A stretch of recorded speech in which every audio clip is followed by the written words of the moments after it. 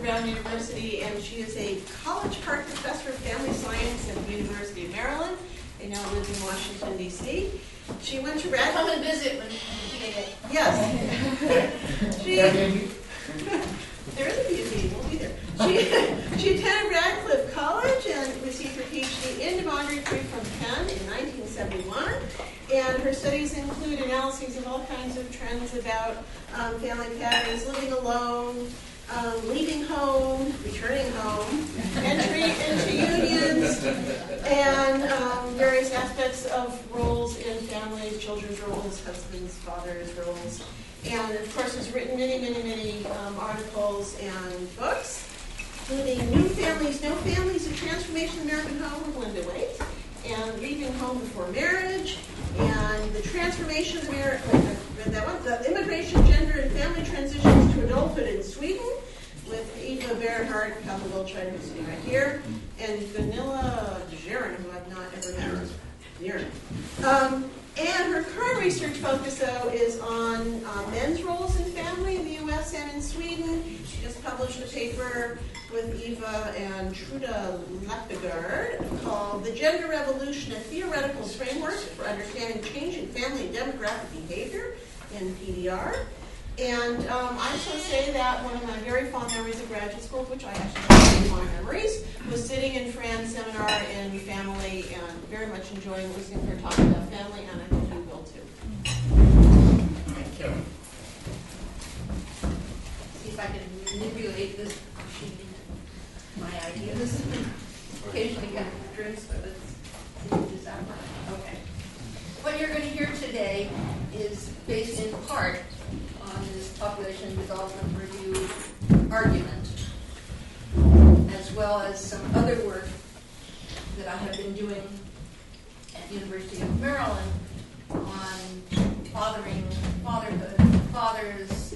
They can get very complex in their discussion of all of these things. But I decided it had a place in this larger discussion of what is happening to the family.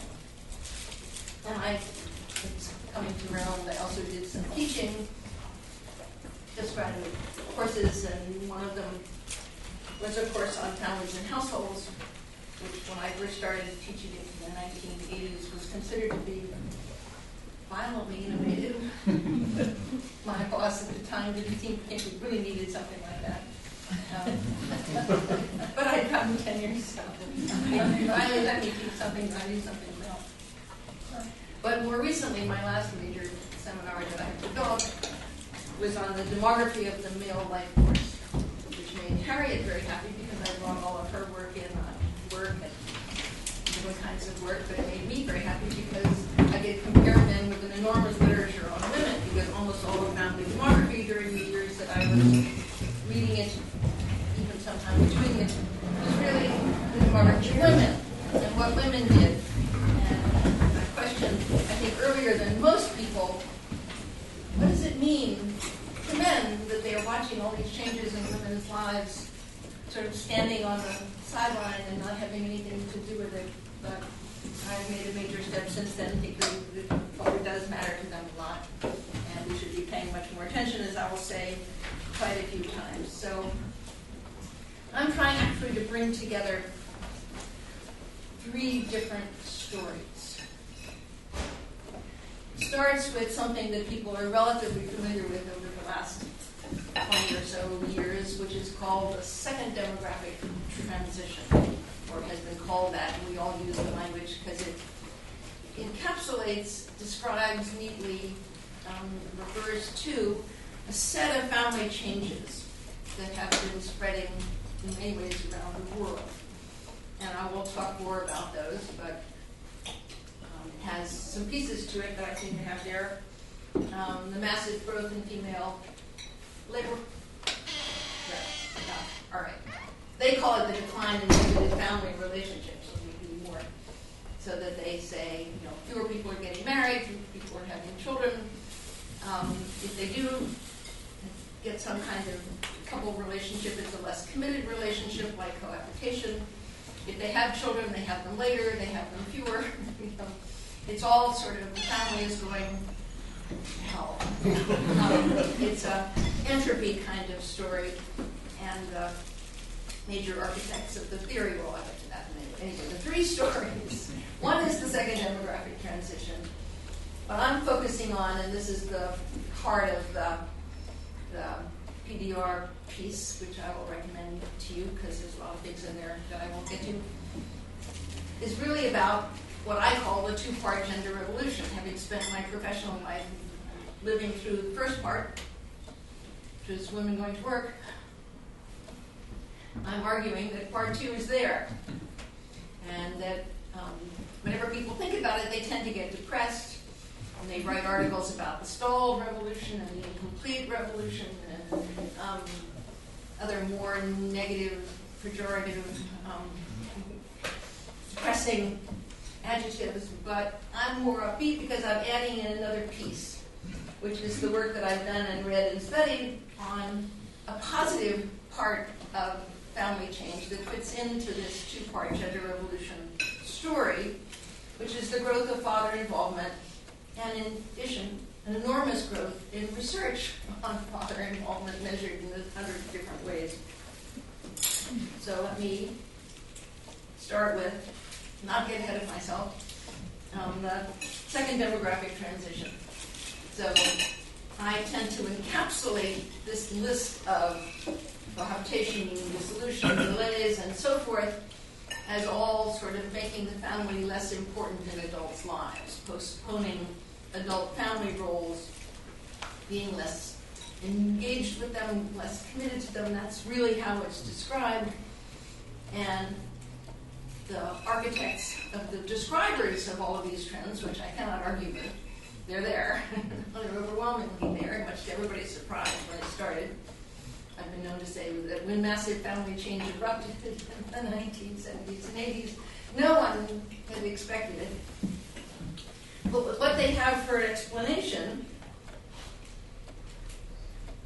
and there are a few different stabs at it, there are some variously popular, and I'll tell you a little bit about them, have all focused on ideas, attitudes, what they call ideation.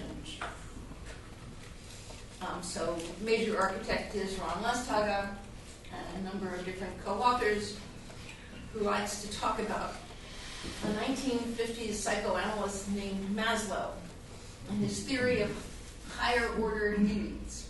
And the argument is once people have enough to eat and a roof over their heads and so forth, then they start wanting to find themselves and create their own identities. And family is one of those things like food and roofs and things that are really lower order needs, I guess, is what you imply. He doesn't ever say it quite that way, but that's the implication. And so people put more of their energy and their efforts and so forth into these higher order needs of individualization, individuation. There's a number of different variants on that word. But it all says, forget the family. If you read some of the related work, it's a similar way to understand Arlen Thornton's recent work on what he calls developmental idealism, which is also full of ideas and totally missing anything sociologists would understand as structure or economists would understand as the basis for choice framework, or even anthropologists would think of in terms of culture. You know, the big stuff that we as social scientists study, he's left to now the psychologists, this developmental idealism. And in Europe, everybody cites this woman, Catherine Hakim. I don't know if anybody reads her here. I've never noticed any Americans ever citing her, but she has a whole theory of family change in which she essentially says there's two kinds of women. There are family-oriented women, and then there are professional women. Yes, you must have gotten some of that in Germany. And Margaret Mead is before her. In the 1960s, she made the same observation. She said there were three sexes: men, family-oriented women, and professionally-oriented women. But if you study anything on changing gender role attitudes or changing family-related attitudes or anything else, you cannot just describe people this way, because as soon as you describe it, it changes. So. But I forgive them. That's sort of what the rest of this slide is about. We're still in the middle of this set of phenomena. And like the demographic transition itself that we all know how to draw a diagram of, I hope, that's one of the fundamental things all demographers need to be able to do about the decline in mortality and fertility and no growth and rapid growth and the new balance of no growth and all of these things that we learned at our professor's knees. Even when people were observing it, they didn't have a clue what was going on.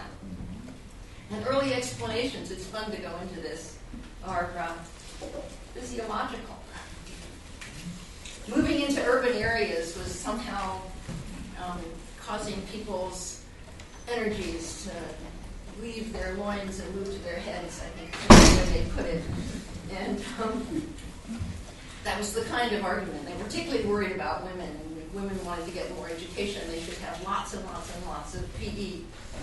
And so all of the women's colleges in the 19th century had years and years of required physical exercise to make sure that their abilities to bear would not be undermined by all of this head work. Then we sort of said, well, maybe it's all just changing mortality, and the fewer babies that die, the fewer you have to have, and it seemed a little mechanical, and a lot of people seemed enthusiastic about having more children rather than just saying, I really only wanted 2, and how did I get all these that I didn't want anyway? And I think my generation came in on the core argument about, is it development or is it family planning? And Bo wrote an article sometime in the early 70s, mid-70s maybe, said that it was really at least as much family planning as it was development, and that sort of threw us all for and we're still arguing it, by the way. And there's still plenty of people who will argue about what aspects of development and what aspects of control over one's reproductive capacities are what really matter.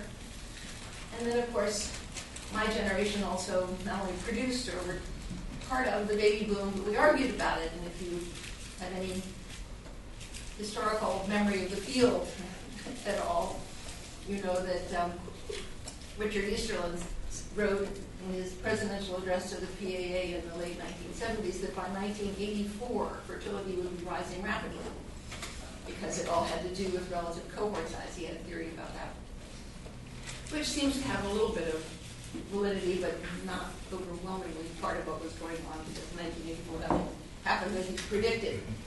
So all I'm trying to say is these recent changes in the family seem to be tearing it apart. We're not really in a good position to understand theoretically any more than they were for the first demographic transition. On the other hand, I think it's time to start tearing apart this ideological, ideational, whatever it is, approach and move into what I consider to be structural arguments.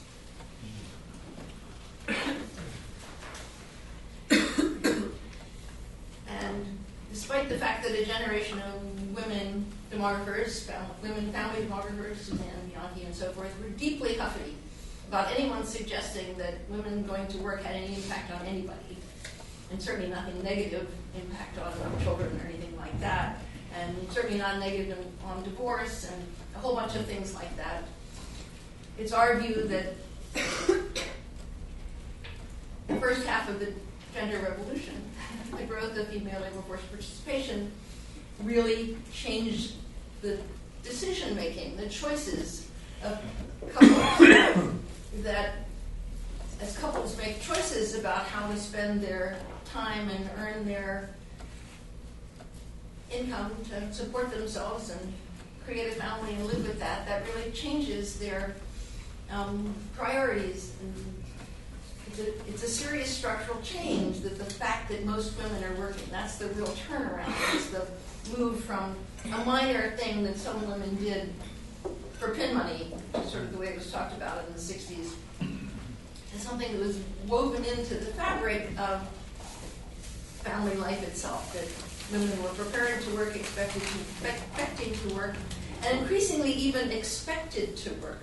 I found a little piece of something in the National Survey of Families and Households where people under 35 were asked a whole list of characteristics of what would be nice in a partner or not nice in a partner. And people didn't really want somebody of a different religion or a different race or not very homogeneous in various SES dimensions. But the number one characteristic that young unmarried men, more young unmarried men than any other, didn't want was a wife who was unlikely to earn any money. I mean, the women felt even more strongly about this. I'm not saying sexism has vanished. The women were absolutely positive that they did not want a spouse who was unlikely to make any money. But the guys felt the same way.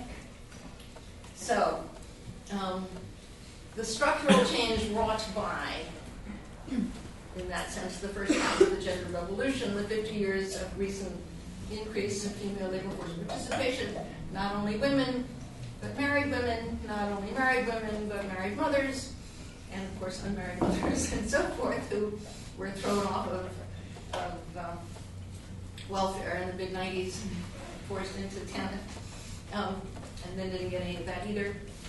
So we see that as a serious structural change that affects people's calculations. We also differ with second demographic transition theories because we are very pro-family. I've always sort of upset people in various ways by being pro-family. You know, like first I published something in a feminist journal, they were furious at me that I didn't think it was ideal for all women to live alone. But having sort of been in a family all my life, I'm very pro romantic relationships and parental relationships, and grandkids at the moment are absolutely charming.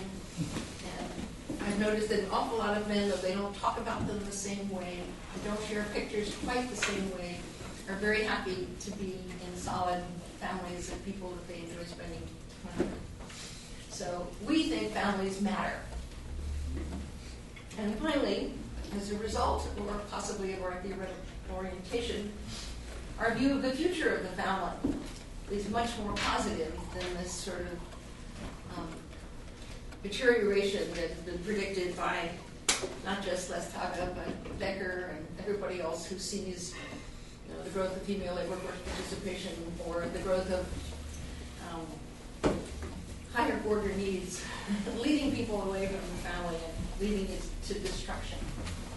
But the question might be, how can we be positive about this? We've just spent the last 40 years doing research showing how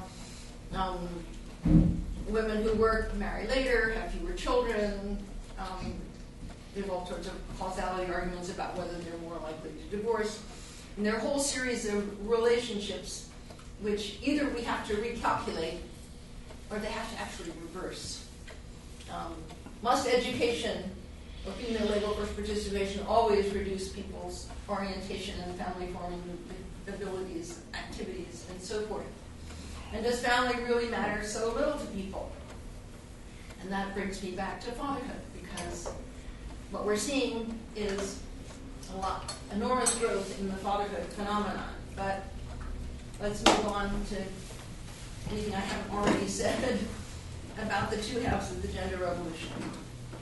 Because we've already done that.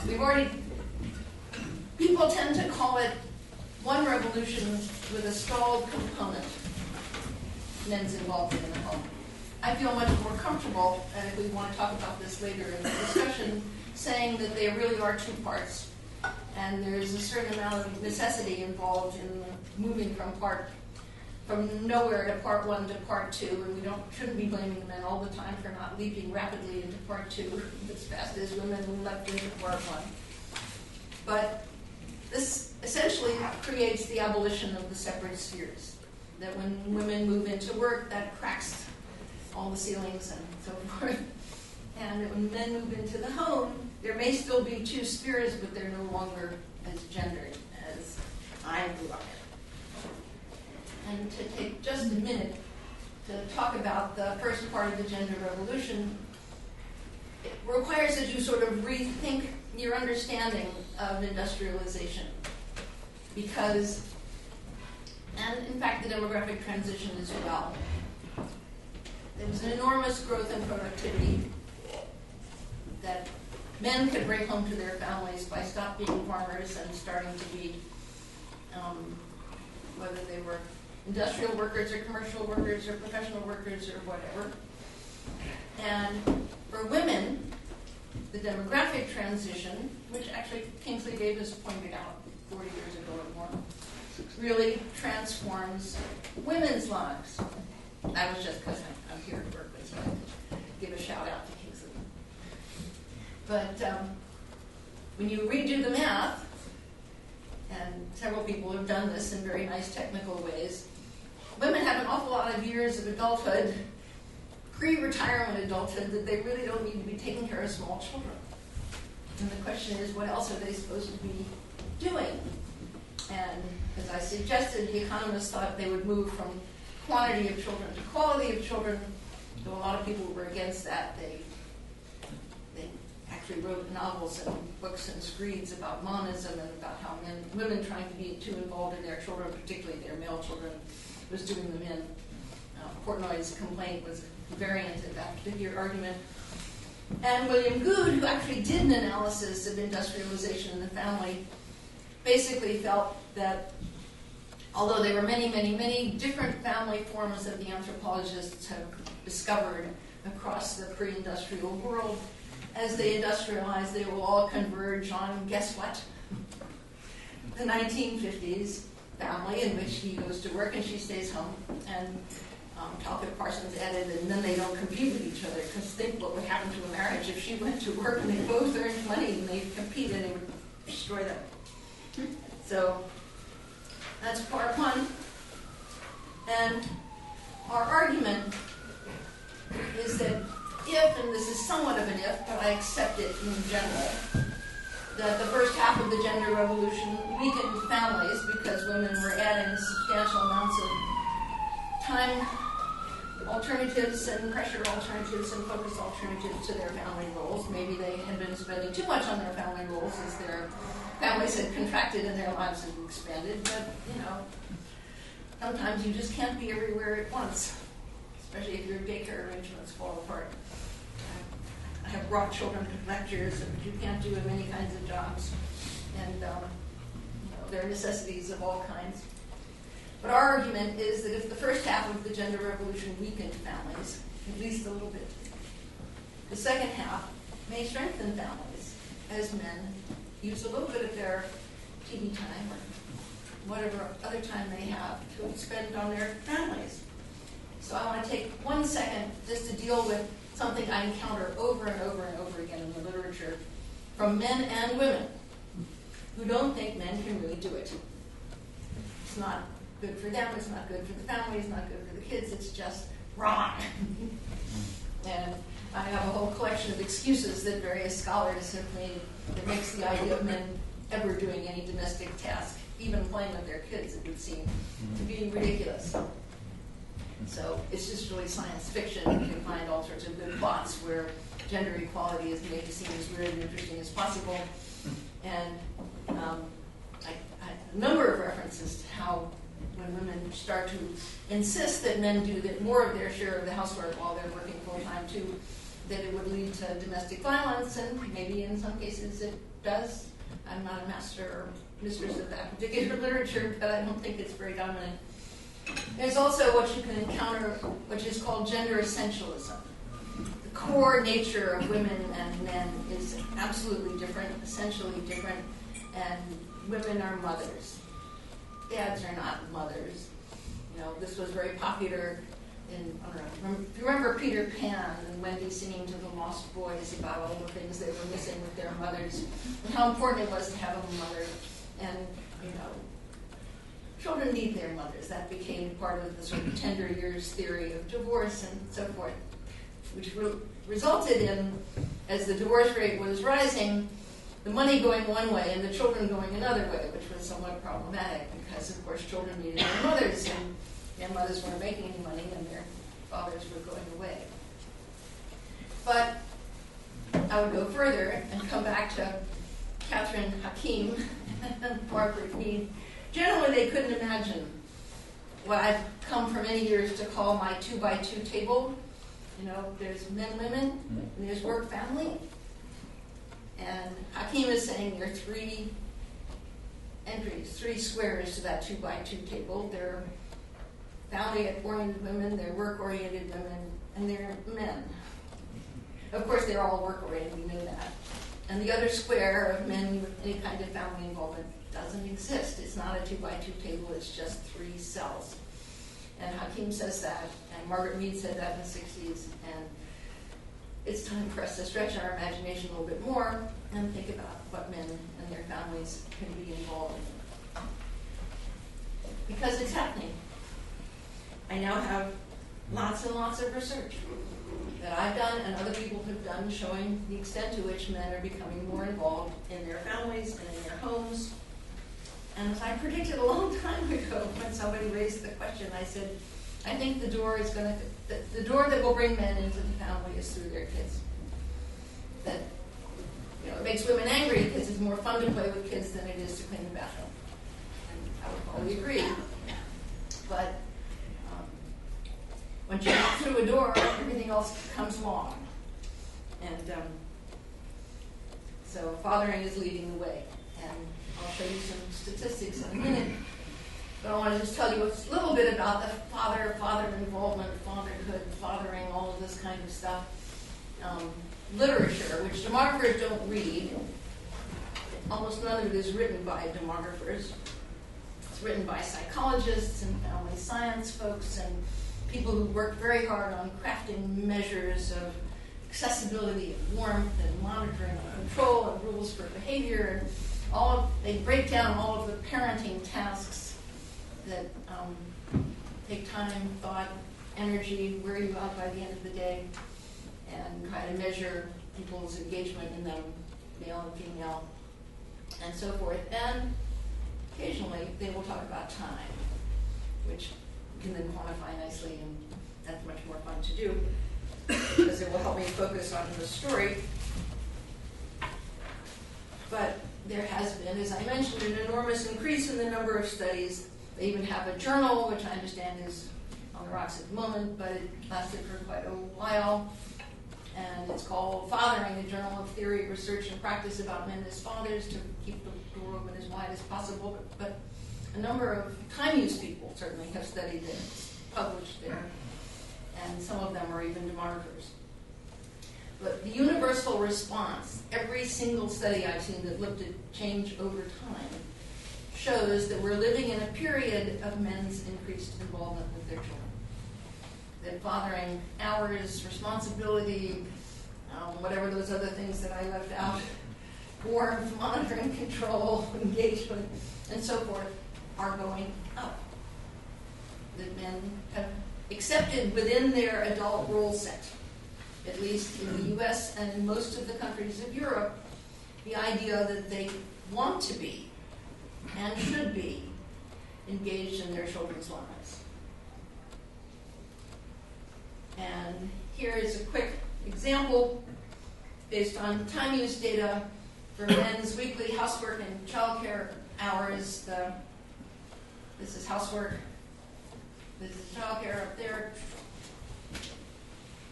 And we have 2 years, 1965 and 2003, which... Are these all men? Or this is only men. Men with children.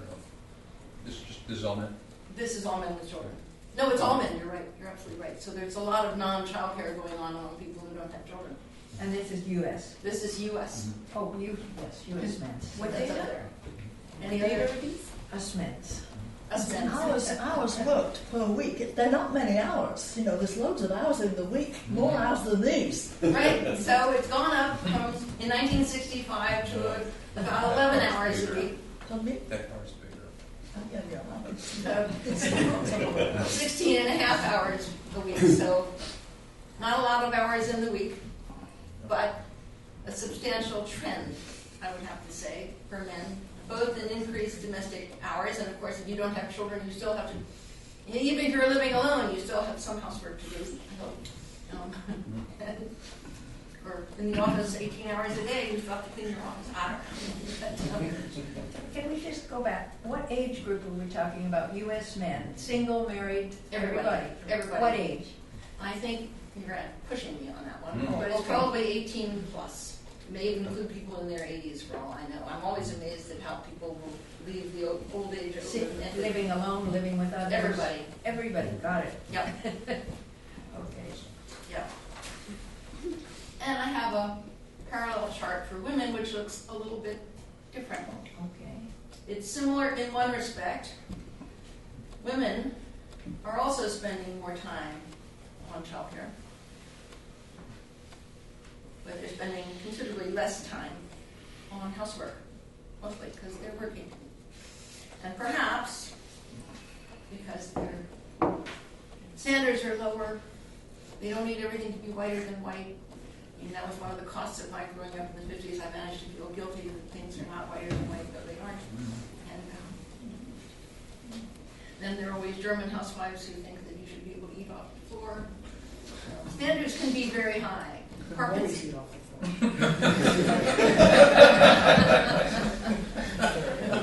Whether it's clean or not. But Parkinson's law definitely applies in housework. If you have nothing else to do, you can always say, I'm doing housework. So, but the main thing is I want to show you that the proportion of time spent in domestic tasks that focus on children have increased. For men, have increased for women, if anything, even more, so that women are leading the growth of what one group of researchers in parenthood call intensive parenting. I'm very grateful that I got tenure before they just arrived, because I could never schlep my children around as much as my children schlep their children around. But everyone considers it necessary to schlep them around everywhere and make sure they have everything else that I give them, they're doing fine. Are you going to explain that further and give some reasons why intensive parenting might have? Well, I would guess, but it's not my field at all, that with the slowdown in growth and in job mobility and so forth, there's much more pressure to get the kids ready for the right kindergarten, the right elementary school, the right high school, the right college, the right job. And so the stakes have got almost as high as they were on guys in the 19th century to make sure their kids would be able to manage the farm after they died. And I'm sure it's not just quality. There's the quantity quality trade-off. Well, Just another word. probably some of that. But what's interesting is if you look at Suzanne Bianchi's data on how much time housewives spent with their children in the 1960s, it was considerably less than working women today are spending with their children. So they had the time, but they didn't have the motivation in the same way. In fact, if anything, it was easy getting your kids into the right schools and the right, I'm exaggerating somewhat, but the 50s were a great time to be a young adult, which we have lost. Okay. No, I'm never good at these. I tried to do some floating stuff and it wasn't successful.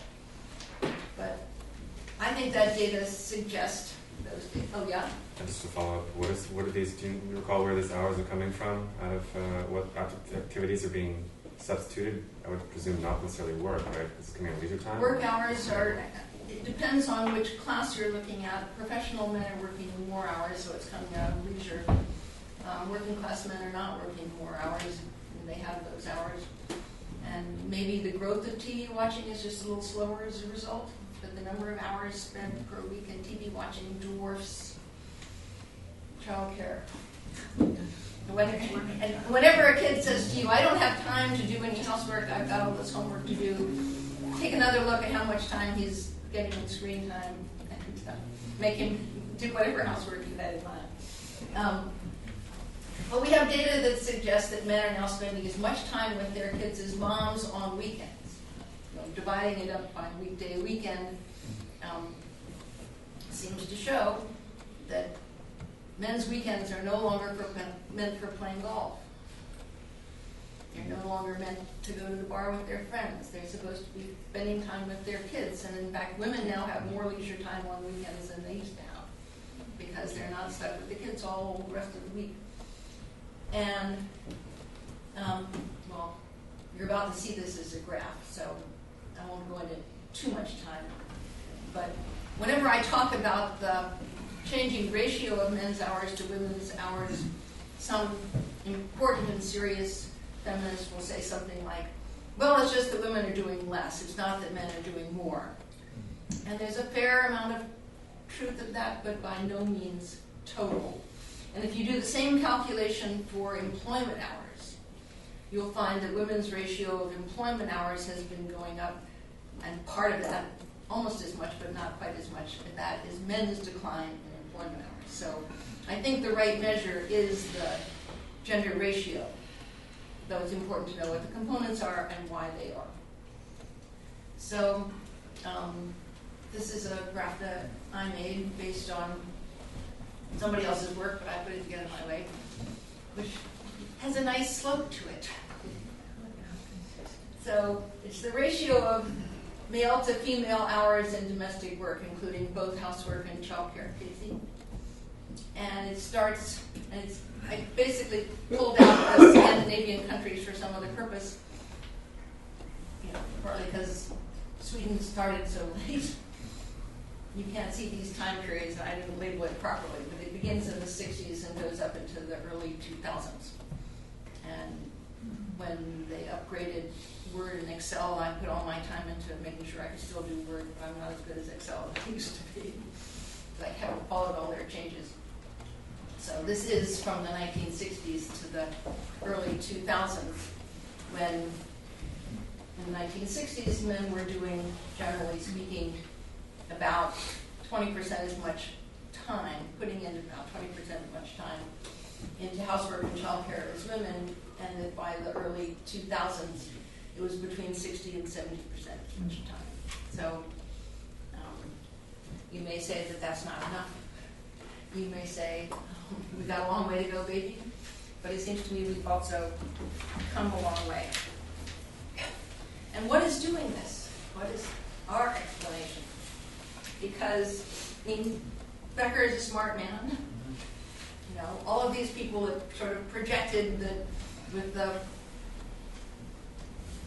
growth of women's labor force participation and education and so forth, that the family would weaken because they had all these good relationships that showed that employed women were having children later and fewer, and more educated women in those days were having children later and fewer. All you had to do is do a nice forward projection and say, well, the more they work and the more they get educated, there won't be any children left. And that's sort of what Les Saga has been arguing, not just, he's a smart man too.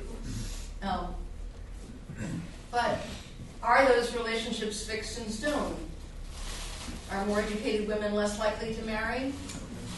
I think the literature is now out there, and Josh has contributed to it, that says that more educated women are in fact more likely to marry and to stay married. And that working women no longer, if they ever did, seem to be more likely to divorce. And even the number of children born is no longer so neatly inversely related to women's status and so forth. So these for me to be optimistic, these relationships all have to turn around. And about the same time, before Josh. Rinfus and Brewster, because I was at that Population Council fertility meeting in the early 1990s, where they presented two regressions, one from the mid-1970s and one from the mid-1990s, that showed that the straight line relationship between country-level female labor force participation and country-level fertility had reversed. That in the 70s, the countries that had the highest female labor force participation had the lowest fertility, and the ones, Southern Europe in particular, that had the lowest levels of female labor force participation had the highest levels of fertility. But by the 1990s, that had reversed, that Northern Europe in particular had close to replacement fertility and very high levels of female labor force participation, and that Southern Europe, Eastern Europe is a more complex story,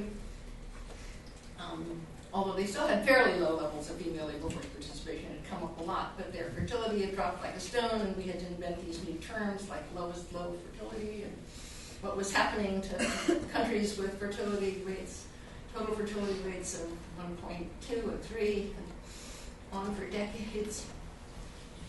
And of course, when they first pointed it out, there was a lot of controversy. Did it also operate at the micro level?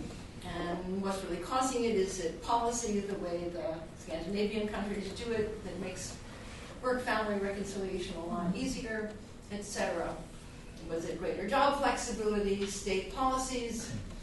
And our argument is that although these are helpful, and I'm in favor of all of them, the real lever was women's employment becoming the norm rather than the exception. I would in fact call it the Archimedes lever that changes the world. Because when the majority of women are working, when the default role for women as wives and mothers is working, as Archimedes said, the whole world can shift. And that's what's been happening. And there are lots of turnarounds once you go through the literature in the relationships that Becker and Lestaga and Gordon and so forth find so depressing, that show that the effects of female labor force participation, in fact, can be positive on all kinds of family things. And sometimes it was just a blank in their heads. The family demographers are not generally economists, and even the economists didn't want to think about this. So they kept saying that women's employment has an independence effect. They don't have to marry. They can leave marriages. I would tend to add bad marriages, but they always wanted to drop the bad part and say leave marriages. You know, they'd go off on their own. It's terrible to have independent women. They should be tied to men's earning capacity, and so forth. But at least one economist, Bell Sawhill, that I remember reading in the mid-70s, said, yes, there's an independence effect, but all economists know is that there's also an income effect. And every time someone did a study of the effect of female labor force participation on divorce, they would hold family income constant, as if family income, 5 minutes, okay, I'm almost there. That women who can earn, as I pointed out earlier, become attractive to men. That men can spend that money on a nicer house, on a better school district, on a nice vacation, on a trip, whatever. I'm being a little too facetious here, but it takes some economic pressure off of men to have women who are working, and makes such women attractive to men. And increasingly we're seeing results of research showing that men with a greater willingness to share family tasks have become more attractive to women. There's a long way to go on all of these. There are an awful lot of women who are looking for white knights on a charter to take care of them the rest of their lives, but men have discovered that that's not such an interesting way to design their lives, to be the white charger who can do all of the work. There are also turnarounds in union formation, especially cohabitation, but also in union transformation from cohabitation to marriage. That when women are more educated, they are more likely to marry. When men are more egalitarian in their general attitudes, they're more likely to enter a union. Tends to be cohabitation, but not only. And their cohabitations are more likely to be transformed to marriages. Emerging at the micro level in fertility, in a number of countries that we've seen so far, and also in union dissolution, that these relationships are turning around. Statistical relationships. So that in the family relationships of men and women who are more educated, and men who have more egalitarian gender role attitudes, are more likely to go on to a second child, which is not terrible given that 2 is what we need. And the early results on union dissolution are, showing that more educated are less likely to separate. The more educated are less likely to separate than the less educated, if I wasn't saying that right. So there are all kinds of interesting new studies that show, for example, that parenthood need not be traditionalizing. There must be 1,000 studies from the last 30 years showing that when couples become parents, their gender role attitudes and behaviors become much more traditional. She drops out of the labor force, he works more hours, and so forth. But it doesn't have to be that way. And it's no longer the case in most of Scandinavia, where when you have a child and this you get to take parental leave, and he gets to take parental leave, and so forth. It doesn't cause them to redefine their lives. It only happens in places that have so little family support, like the U.S., that someone is going to stay home and take care of the kids and guess who, and so forth. And shared homemaking is now being shown to strengthen couple relationships. They have a joint project. Joint projects are good for marriages and unions. The separate spheres was full of people who barely saw each other or knew what each other's lives were about. And that not just, we both have a boss that we yell about, but we also have, the new garden to put out in has been leading men and women to be happier with each other. And to take a sort of hard sort of economic line, I've found some evidence, and I think people looking for it will find more, that men who are more involved with their children in their homes will be less willing to leave them if their couple relationships are under strain. It makes it harder to split. He could walk away. I remember Elspeth arguing with me that as long as she can take care of herself, men can just leave. But if he likes taking care of those children and being with them and caring for them and being involved in their lives and wanting them to want him to put them to bed, then it's a lot harder to leave even if you're having a spat with their mom. And I think that's important. So I think, with my last minute, that I will argue that men's involvement is good for the family and that the results are clear. And we already said this, that couples stay together and they have more children. So it's good for the family. And Lisa got it right too. But it's even much to, I could tell you about Larry Bumpus, but I'm not there yet. Is it good for the kids? That's where the fathering literature is very important.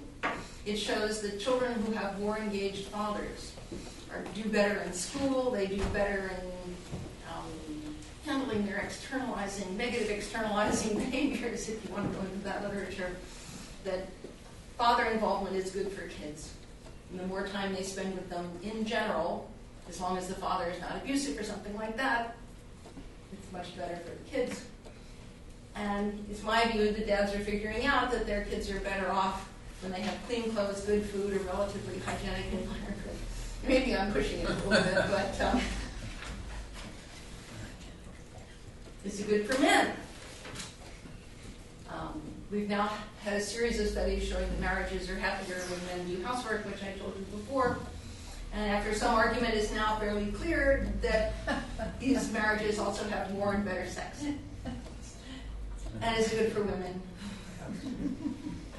So I think it's time to study the male life course, their work-family trade-offs, and all the issues we've spent the last 50 years studying for women. And let's get to work.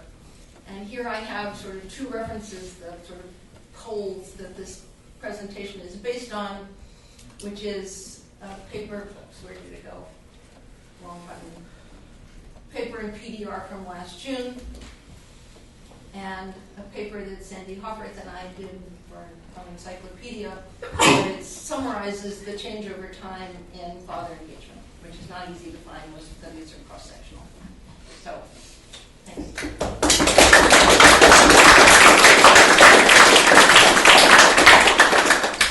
We have 3 minutes before 1, so people who have to leave, please ask your questions first, and then we have a few more minutes for discussion. Sorry, I meant to leave more time. So what about the other families? What about that? So what about the single parent family? I mean, how big a portion of this is of the total cohort going forward? Well, it depends on the country. It depends on how bad those single parent families are for children. Depends on the support from. It's different in Sweden than from here because of the support system, right? Right, absolutely. All of the divorced American moms that I met in the Sweden stayed. Of course, I didn't see the ones who left, but they all had good arguments for why they needed to stay to get the state support. Because it's very hard to be a single parent in the U.S. financially, especially if you're a woman. Our argument is a slow one and a macro one, that there should be fewer female-headed families in the moderate future, that the trend is turning around finally. The families will get stronger, and there's already some evidence that even family dissolution isn't as bad for kids as it used to be because the men are more involved and stay more involved with their kids. Okay. But there is some inequality out there, and this is really reinforcing it because Yeah. it's the female professors who are marrying the male professors these days instead of the male professors marrying their secretaries. So there's a lot of inequality that's related to this gender representation. Ron? Do you know what I guess I wanted to follow up on that because it feels like, at least in the U.S. case, much of this current period is really characterized by a great deal of inequality in these family relationships. And you sort of paint a picture, it sounded like, of a move towards more male involvement and more stable families, but that's really not been the trend in recent decades. We've really seen a real stratification in both the family form and in parenting time has become more and more stratified by education and income over this period of time, and parental expenditures on children has become more stratified, not less, over this period of time. And that's a real problem. And I guess I've not often heard those as ideational explanations. I've heard those explained through structural factors, things like mass incarceration and Right.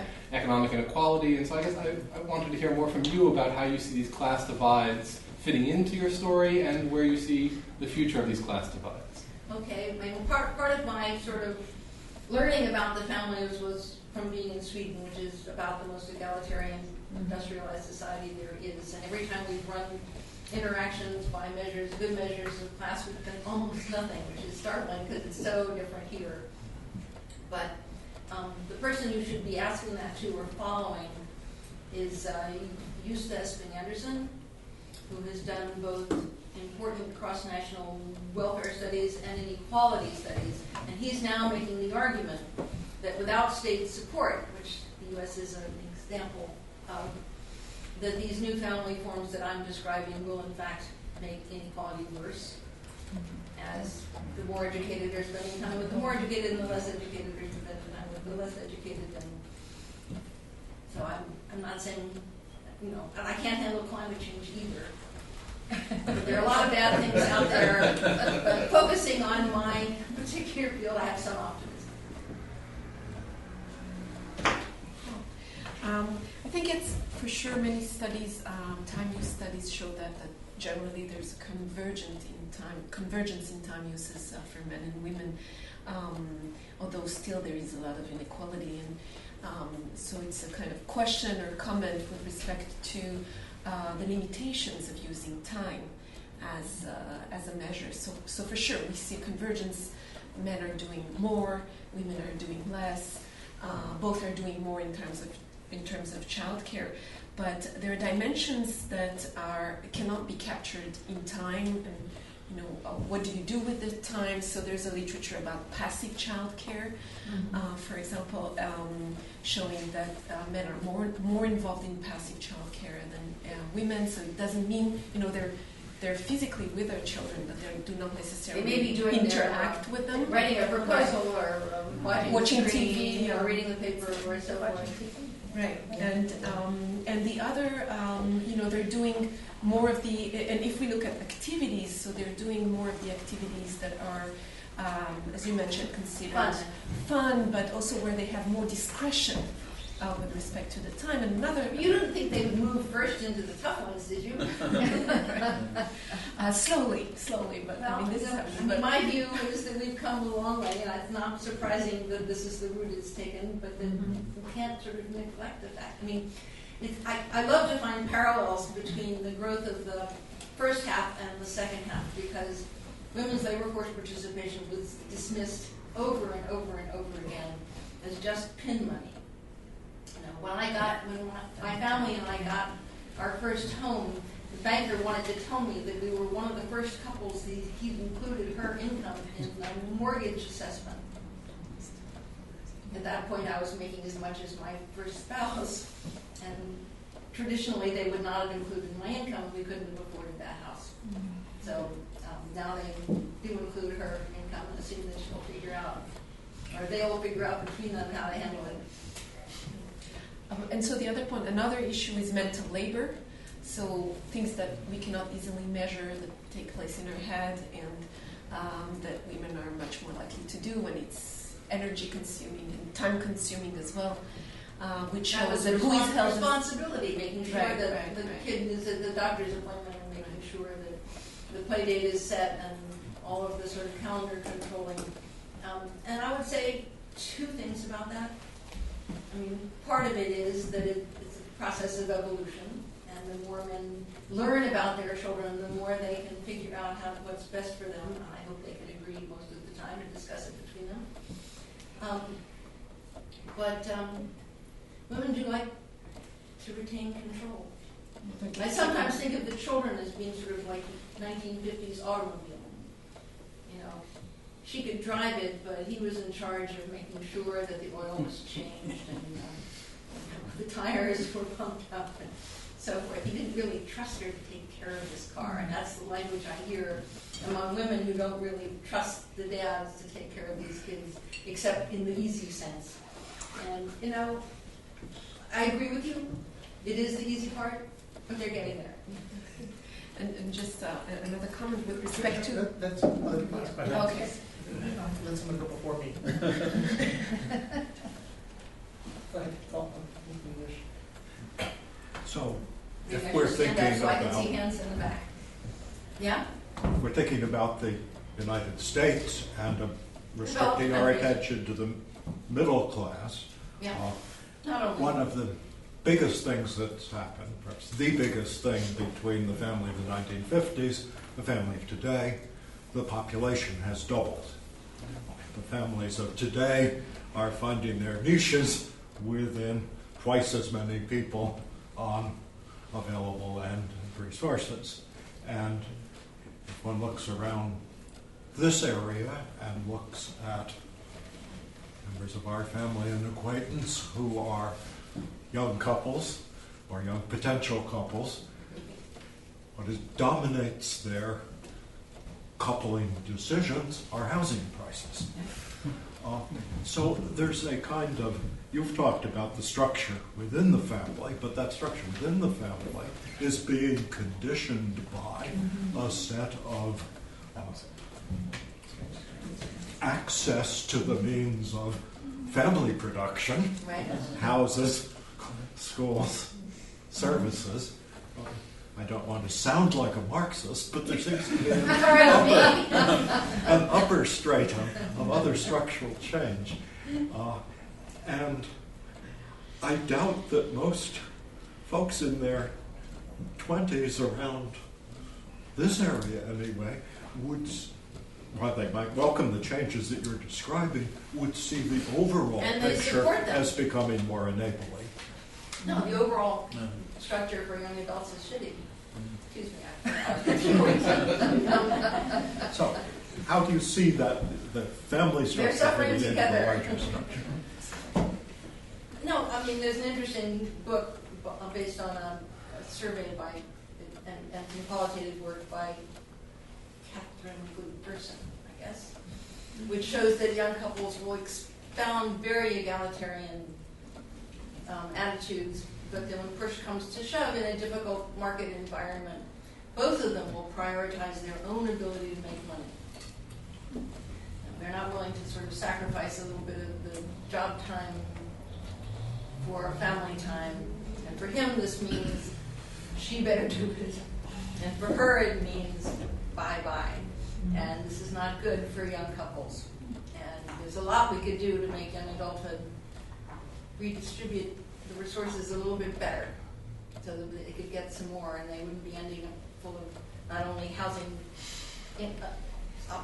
problems but also educational debt. Bernie is right on an awful lot of problems. Is weak on some solutions. I think we have time for one more question. Okay, I'll make it quick. So I was just thinking on the question about stratification, and I guess I don't contest the idea that you will eventually see this kind of family patterns among all economic or social classes, but I think it is true also you've seen it first among high SES families. Yes. I'm thinking why is that? Which I is think a about the reversal, by mechanisms. the way. Right, because female labor force participation rate was already higher among lower education women, and in the mortality mortality improvements that were made early on that you said maybe motivated these by creating more time for women. were pretty evenly distributed. Right? So I'm thinking, why do you think Less we saw this now. first? Less now. Yeah, less now, but I think more at the time where this was maybe emerging was due to widely enjoyed public health sanitation benefits maybe, and so just your thoughts maybe on why this is emerging first among educated couples. Is it more willing to change, or I don't know. I mean, your thoughts. Well, if you want a spouse who can make money, better to have one who can make more. And it's hard to compete for the ones who make more unless you make more. And I think it's sort of a natural reversal that has happened on this one, where when men and women both expect, white knight, as it were, to be helping provide for the family, that's what's going to happen. That seems to me like even an argument more in favor of low SES because they have more to gain by kind of combining their incomes, right? Well, I used to think that too. I kept saying, wait a minute, if we put two minimum wages together, we'll get it. But there are an awful lot of problems, as we know, with minimum wage jobs. They don't tend to have regular hours. They either have too few or too many, and they change them all at the time. It's a very unfamily-friendly system that Walmart and all of their relatives have created for the minimum wage labor force. They want everything just on time, so they want you there just on time. And job flexibility change it in its meaning from, having the flexibility to work when you want to having your boss have the flexibility to make you work when they want to. And there are a lot of inequality problems out there. We could do a lot with public Two policy. lawyers also have a lot of time and flexibility, No, I know. Everybody's got to make a living. Thank you, Fran, for the presentation.